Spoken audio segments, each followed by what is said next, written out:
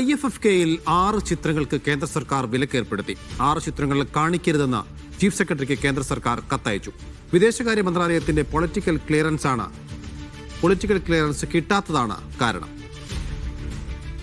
സനിസ ശോഭ ചന്ദ്രൻ ചേരുന്നു. സനിസ, നേരത്തെയും സിനിമകൾക്ക് വിലക്കുണ്ടായിരുന്നു, പിന്നീട് അനുമതി പലതിനും ലഭിക്കുകയും ചെയ്തു. ഇപ്പോൾ ഏതൊക്കെയാണ് വിലക്ക് നേരിടുന്ന 6 ചിത്രങ്ങൾ?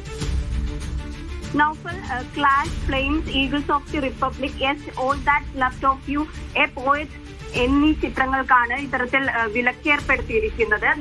നാളെയോടുകൂടി തന്നെ IFFKയുടെ കൊടി ഇറങ്ങുകയാണ്.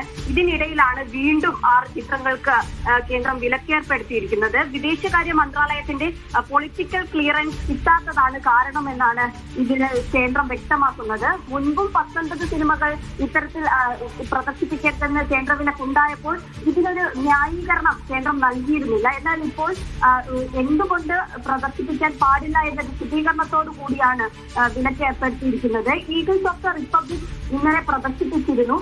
എന്നാൽ ഇപ്പോൾ 6 ചിത്രങ്ങൾക്കും വിലക്ക് ഏർപ്പെടുത്തിയിരിക്കുകയാണ്. ഇതിൽ പലതും ക്ലാഷ് അടക്കം 2021 ചലച്ചിത്രമേളയിൽ രജത ചകോരം അടക്കം അവാർഡുകൾ നേടിയ IFFKയിൽ തന്നെ അവാർഡുകൾ വാരിക്കൂട്ടിയ ചിത്രമാണ്. ഫ്ലെയിംസ് ഒരു ഇന്ത്യൻ ചിത്രമാണ്.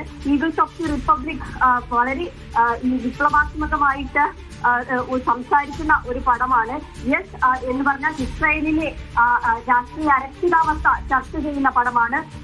All that's left of you ഫലസ്തീന്റെ പശ്ചാത്തലത്തിൽ അവിടുത്തെ രാഷ്ട്രീയ പ്രശ്നങ്ങൾ സംസാരിക്കുന്ന പടമാണ്.